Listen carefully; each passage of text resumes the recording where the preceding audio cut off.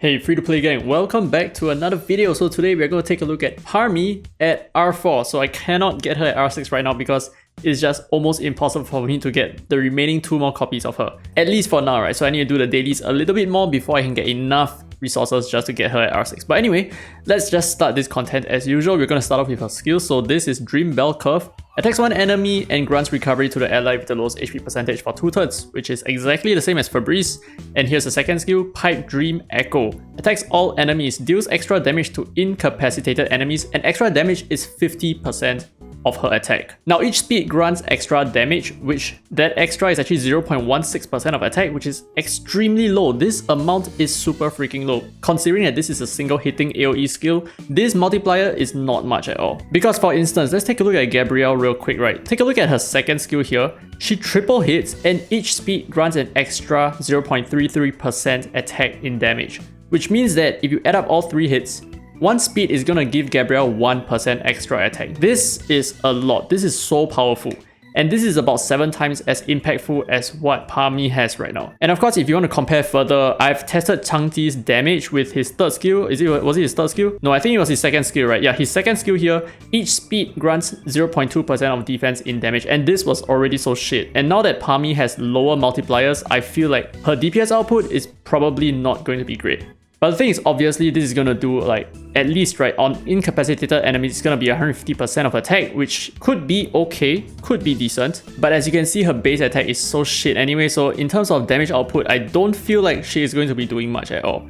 But this is obviously just my opinion. Things could completely change, right? Now, apart from that, all enemies' AP is further decreased by 30%. It is 100% proc. Okay, at least the proc rate is 100% chance. She can still get resisted, but at least it's still 100%. 30% is pretty big as well. Now, 70% chance of inflicting attack down for 2 turns, which is really nice to have. So this is excellent. Now, moving on to her third skill, this is Fantasy Creator. Attacks all enemies, and each speed grants extra damage, which is 0.32% of attack, which in my opinion, like I said, it is not good enough. This needs to be 1%. It needs to have some crazy multipliers in order for her skill to be powerful because, yeah, like I said, right, her base attack is also incredibly low, and 100% chance of inflicting stun for 1 turn. 100% proc rate! I was super hoping that this was 100%, and it is, so it went from 80% up to 100% at max skill. So this definitely needs to be max skill. Now in terms of cooldown, she is amazing as well. She has 4 turns on her third skill and 3 turns on her second skill, which is super freaking amazing. This is so good for not just PvP, but also Temporal Tower and Infinity Tower, all that kind of good stuff. So I'm definitely going to use her a lot in my own main account.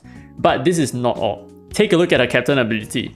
She has a freaking 20% universal speed lead that can be used in every single content, which includes PvP as well. So in terms of being a PvP controller, she is excellent against the tanky meta right now because she has a lot of controls, right?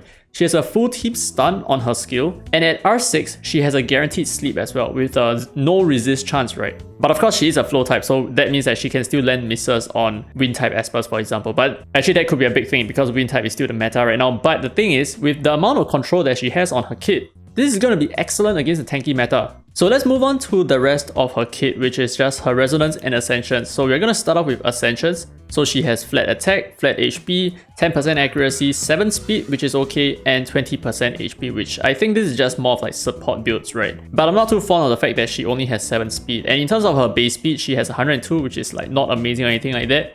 But let's move on to her Resonance. So R1 increases her Pipe Dream Echo, which is her second skill, by 10%. R2, when the target is incapacitated, your damage increases by 12%. But you know, like I said, I think in terms of DPS, she's probably not there. And R3, extra stats by 15%. And R4, this is the part. If one single enemy, right, just one single enemy is incapacitated, all your allies' speed increase by 10. This is really good, although this is not as much as I would hope, but it is still really good. I was hoping that this was like 15 speed, which is gonna be amazing. Now R5 increases her stats by another 20%, which is really good, and R6, of course, Fantasy Creator, this inflicts sleep afterwards, which cannot be resisted. So this is the part that makes her so crucial. So she definitely needs to have this because if you're going to be running her in PvP, right, you're going to start off with a turn 1 guaranteed sleep, which is insane. So you either stun or you're going to sleep, either one of those, which is a full control. Then afterwards, you can just play around with the rest of the enemies. You do not need to land AoE attacks, you can just land single target damage and it should still be fine. So with that said, let's take a look at the equipments that I have on her right now. So just generally speaking, I have just decent speed. I would like to have more speed on her if possible. And the rest of my stats are going to go into 80% accuracy and as much HP as I can muster, which is something like this. So that's all for her kit, right? Just speed, accuracy, and HP. This is all that you need. And I'm also using the Windwalker set, or rather the speed set. Okay, I'm just going to call it the speed set right now. But some of you guys might want to run her with the stun set, which kind of works as well because at R4, right, she's going to benefit a lot from the stun set. But then again, that is completely up to you. You can use whatever floats your boat. So we're going to check her out in two different places. Number one, we're going to check her out in Point War. And number two, we're going to check her out in some of the tower content as well, just to see how effective she can be. So let's try to find something that I can possibly outspeed. Okay, maybe we can go against this team, right? Because this is a tanky team, but well, damn, I am not confident about this at all. Okay, so we can do something like this with the 20% speed lead. Very nice. A lot of control on this team, which is perfect. So let's just check this out and see how it goes. Okay, we're going to start off with the AP push, which is perfect. And I think we are going to reset all of their skills. Yeah, I'm hacking a little bit. This is cheating. Okay, so let's use our third skill, which has a 100% chance to stun. And yeah, there is no sleep on this kit because I'm not R6. So let's see how this works. Nice. Starting intro animation as well. Okay, we got a couple of stuns on the Espers that is quite important as well. These two Espers, right? Especially the Sally. So this is pretty decent. I mean, for Gabrielle, she's wind type, right? So that's the reason why. So we're gonna go ahead and stun more. Okay, we managed to get the Gaius. We didn't manage to get the Gabrielle here, but you know what? Her AP is all the way at the back, so that's fine. Buff our attack, and I guess we can nuke. We should be okay. We should be doing fine. Okay, not bad, not bad. Alright, so let's just take out the Gabrielle ASAP. We didn't even get a defense break. Oh my god, this Gabrielle has like insane levels of resistances. Okay, now we have our second skill, right, which reduces the AP as well and the attack down, right, 70% chance. But the thing is, I'm more interested in the AP down. So let's say the height is actually going to take a turn real soon, right? So we can use this to push him back a little bit. And we did push him back. Nice. Fantastic. So because of that, we actually stole the turn and our guys actually leapt. Or rather, right now, right, our guys can move before the height can. So fantastic stuff. So actually, you know what? I think we are going to go ahead and maybe land a defense break on this Ahmed here. Nice, good defense break. And we can use our second skill again. Pop, boom. Fantastic stuff. So just like that. And that's about it. We kind of have this in the bag right now, I think. So as for our first skill, this is just going to grant us recovery, which is not much, right? So I feel like her first skill is lacking a little bit. If it was something else, if it were, let's say, decreasing the enemy's AP, for example, that would have been amazing. That would have been so impactful. Wow, this is so annoying, dude. This height counted like half the time. Holy shit, this pisses me off so much. Okay, we're gonna do this again on another team that doesn't have a freaking annoying height with like 100% proc chance on his avatar, his counter set. So let's try this again, and we did steal the turn. Very nice, and they don't have an Ashley, so that's perfect. So we're gonna go ahead and reset. Nice, nice, nice. Okay, and we're gonna go ahead and sleep whatever. Sorry, we can stun whatever that we can, which we might be. Full team stun. I love it. I love to see it. So we're actually not gonna use our third skill, or yeah, maybe we don't need to use our third skill. We can just use our buff. Yeah, they're gonna get our stun, which is, I think, is perfectly fine because we can use our Sienna to stun afterwards. So we don't want to waste it, right? Nice, great stuff. So I guess right now we can just defense break. Very nice. Replenish our guys' attack again. And now we can reduce AP. Okay, we didn't manage to reduce that much, but I think it's still okay. Okay, now that Clara is gonna be a pain in the butt. Or will she? Because my guys is nice. GG. Fantastic. So she's very useful for a point war, I think, like right now. So if you have a team that revolves around a lot of control and, you know, just piecing together your weaknesses, right, I think she's gonna work for you tremendously. So let's try one more run. Oh my god, of course we crashed. So actually, now that I'm thinking about it, I think in terms of PvE content, she might do very well with Ocean Waves. In terms of like PvP, maybe Windwalker or maybe the speed set might be more efficient because you kind of just need her to use her third skill and her second skill, and that's about it, right? You kind of have that in the bag afterwards. So I think in terms of PvE content, at least, Ocean Waves is amazing. Okay, so here we go again. Hopefully you don't crash. Nice, we get a first turn, we push our AP, we reset everyone. And we try to stun something. We got triple stun, very nice. But because of that, I think I kind of want to stun these two other Espers, right? So let's drop this. Boom! Very nice. Perfect. And we do this, and we do that, and we do this, and we do that. Oh my god, so sick. So much AP control, so much like hard control as well. This is just amazing. This team is so perfect right now. I mean, of course, we don't have as much speed lead as I would like, because 25% and 20% is a big difference. But I cannot really complain, because right now, the tanky meta is the thing. Or at least in terms of like point 1, 17, and 18. In the lower tiers, it's not such a big deal, I think.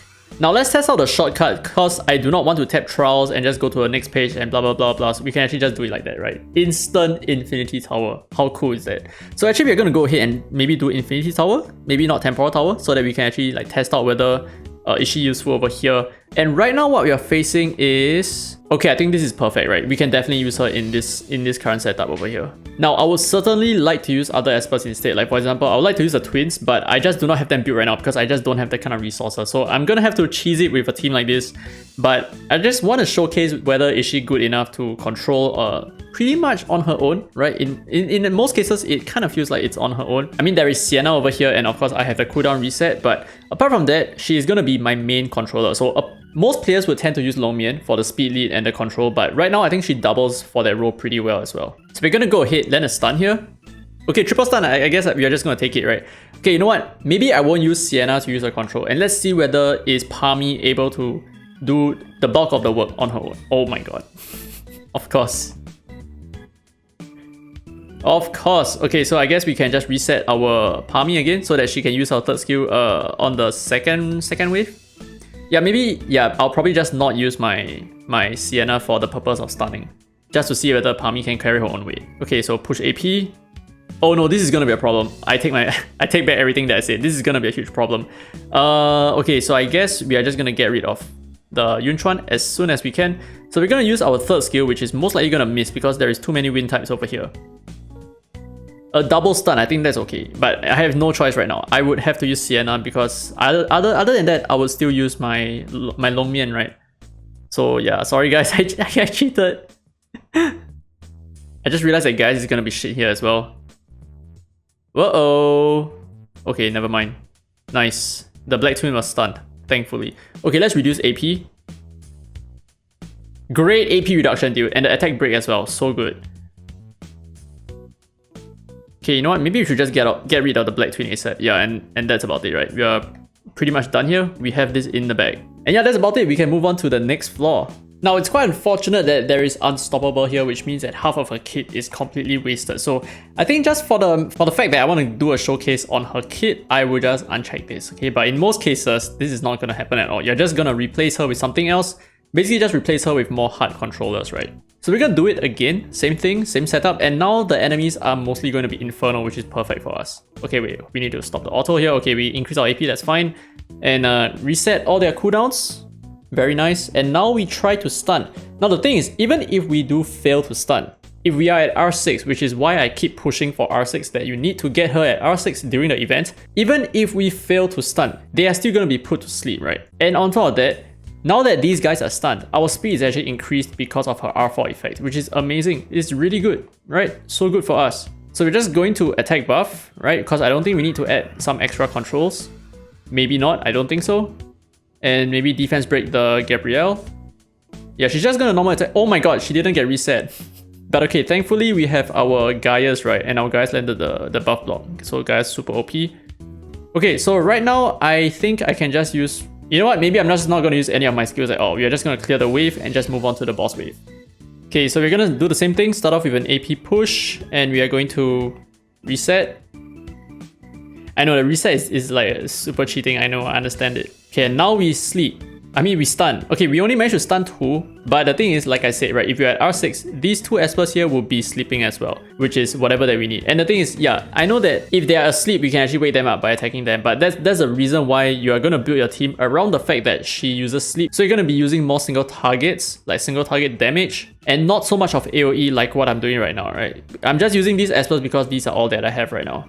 Okay, transform and big nuke. Big nuke! Very nice. Okay, get rid of the Chloe here. And I think that's about it, right? Like that's really all there is. AP reduction. Nice, nice, pretty good. So it does affect bosses, of course. And we nuke again, and that's about it. GG.